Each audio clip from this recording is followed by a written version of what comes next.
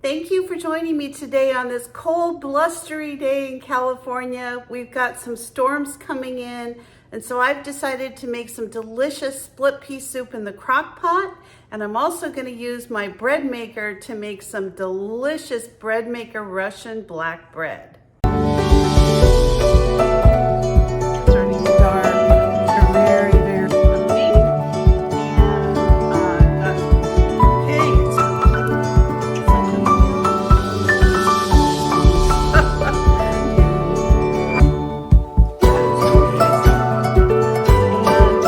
So as many of you know, I really enjoy, having appliances and different kinds of gadgets that do a lot of the work for me.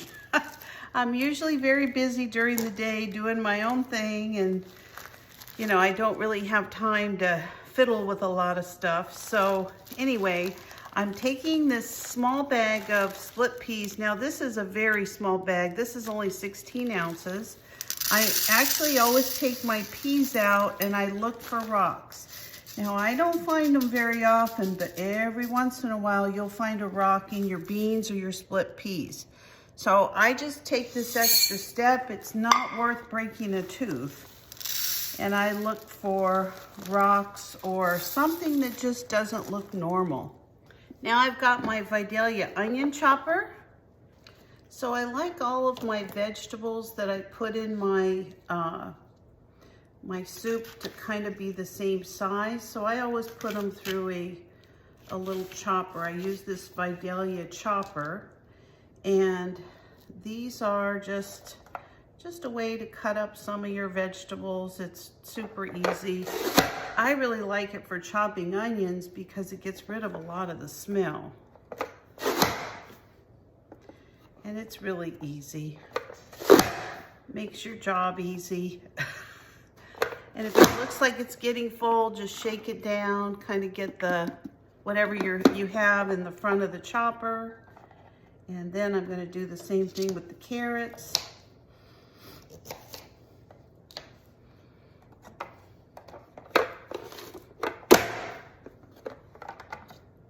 And they kind of just make everything really nice, having everything the same size.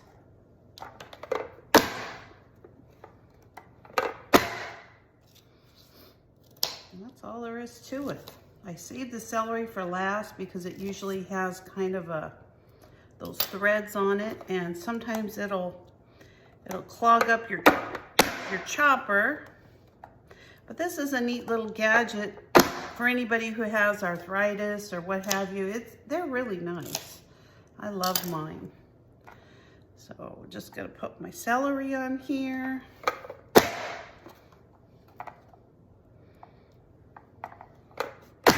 So I do a mixture of celery, carrots, and onions. So to this soup, I'm doing a half of an onion. It's just a yellow onion.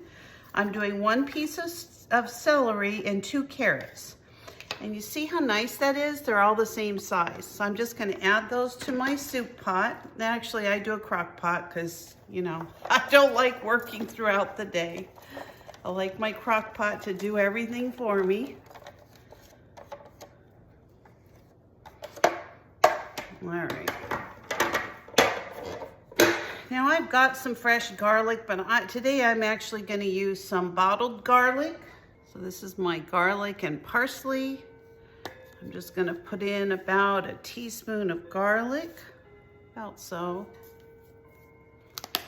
And then I have all my yummy herbs. I always put in a little bouillon cube. This is just a chicken bouillon cube. Very little salt, just a little dab of salt, a little bit of cracked pepper. Now I'm seasoning it a little bit right now, but when the soup is ready, I'm actually going to check the seasonings again. Then I have my homegrown dehydrated Thai basil, which I love in this soup. I'm gonna put in a hefty tablespoon, throw that in there. I'm also gonna put a little bit of seasoned salt. Now I don't need a lot of seasoning salt, just a little, because I did put the bouillon in. And that's it. So for the liquid, I have some of my home canned turkey broth. I canned that a few months ago after Thanksgiving. Maybe it was Christmas even. And I'm just gonna pour that in over the soup. And I'm actually gonna put 2 of these pint-sized jars in there.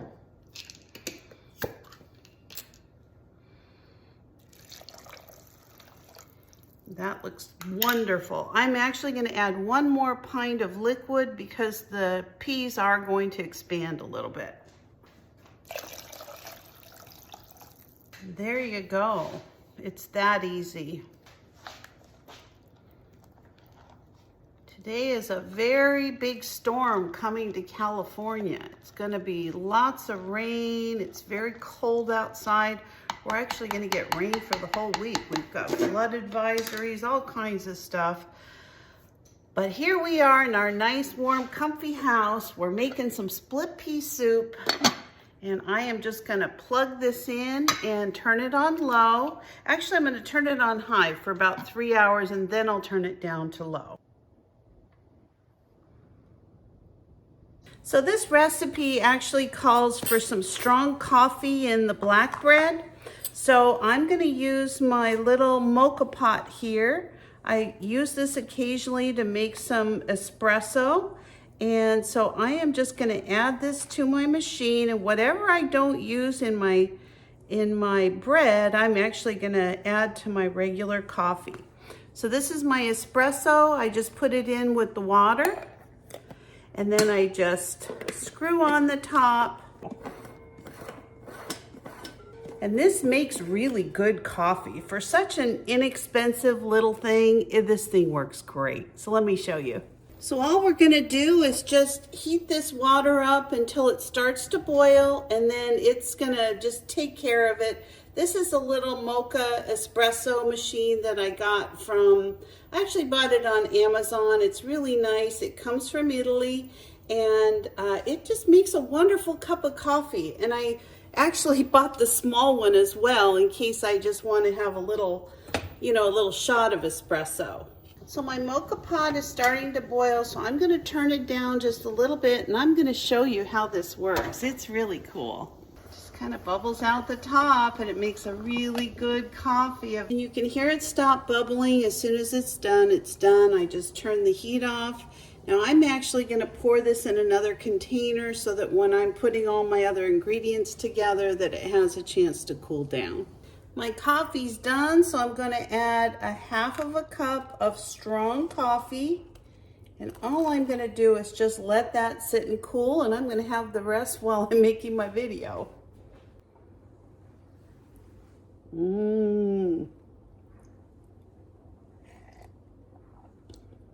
Oh, that is so delicious.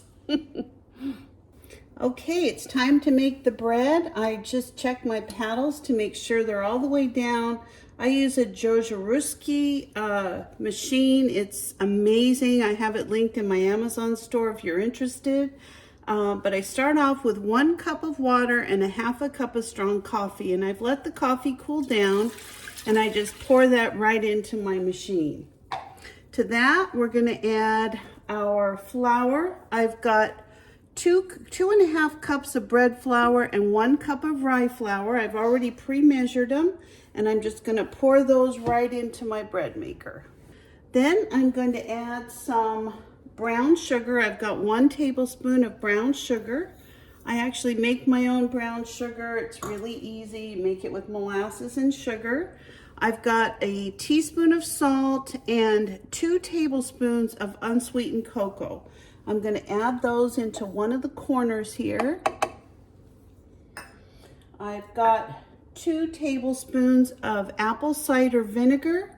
I'm going to put this in another corner there. Now this is apple cider vinegar that I made this summer. It is amazing. I made it off the apples from my tree. If you are interested in making your own vinegar, I actually made several quarts of this, and it came out so good. And I'll be happy to link that above if you'd like to watch that video. And then to that, I'm going to be adding 2 tablespoons of molasses. And I'm going to just pour that right in. I'm also going to be adding 2 tablespoons of butter. Now I've cut this into little pieces. I'm just going to kind of put it around my machine. Seems to work out really good when I do that. And then I'm going to be adding 2 teaspoons of my active dry yeast. I'm just going to make a little hole in the middle here, just a little hole, and I'm just going to pour that right in. All right, and the last thing I do, I always recheck my ingredients to make sure I have everything in there. I don't want to forget anything. I'm just kind of doing a quick check over. Looks perfect. So I actually have some seeds that I'm going to be adding, but I'm going to wait until my machine beeps and lets me know when to put those in. So at this point, I'm just going to close up my machine, and I'm going to set this on the whole wheat setting. I'm going to move it over to select the course, and I just want a regular, let's see, I want to have a regular crust. There you go. Okay, so I have got my machine set for 3 hours and 40 minutes. I'm just going to hit start. And I will check on it just to make sure that there's enough flour or enough water. I kind of like to check it a couple minutes into it. As the humidity changes throughout the day, sometimes you need to adjust your flour or water. And we'll come back and take a look at it, and then I'll tell you what seeds I add to my Russian black bread. So my bread maker just beeped, so I'm going to be adding my seeds. I've got about a tablespoon of flaxseed, a tablespoon of the pepitas, and I've also got a couple of tablespoons of raw sunflower seeds. So I'm just going to add these in. And there you go. So my split pea soup has been cooking on high about 4 hours, and you can see all the split peas are starting to break down. So at this point, I've turned my crock pot down to low, and I've cut up about a half of a cup of this Black Forest ham that I had left over from my sliders yesterday. I'm just going to add that to the soup, give it a quick stir, and then I'm going to let this finish cooking up for a couple of hours. And you can see it looks delicious. Oh my gosh, I wish you could smell it. It just really looks good. When it's all done cooking, I may use an immersion blender. I'm just gonna see how much it cooks up. So I'll let it continue on low, and I'll bring you back as soon as it's finished. So I also wanted to give you an update how my bread's doing. I've got about an hour and 39 minutes left. Just gonna open this very carefully, and you'll see it's risen, and it'll continue to rise and bake within that time frame. This is gonna be so good. So my split pea soup and my Russian black bread came out amazing. Let me show you how it looks.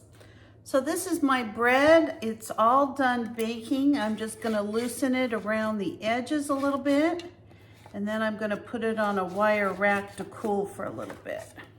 So all I'm gonna do is put my bread on this wire rack. This bread came out so beautiful. I am just positive it is gonna be just as delicious as it looks. So I'm gonna lift it up a little bit so you can see it better. Look at this. Just looks amazing.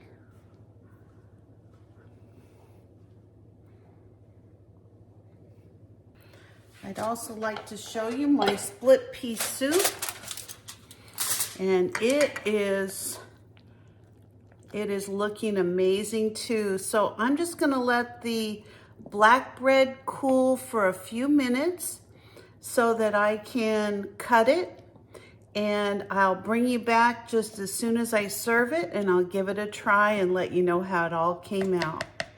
So I've always been kind of a gadget appliance girl. I really like things that do a lot of the work for you. I pretty much just put these ingredients into my crock pot and into my bread machine, And as you can see, I'm gonna have this amazing dinner with doing very little work. So my bread is actually cool enough to cut. So I use a serrated knife, and I'm just going to cut a piece of this bread, and then I'm actually gonna let it continue to cool.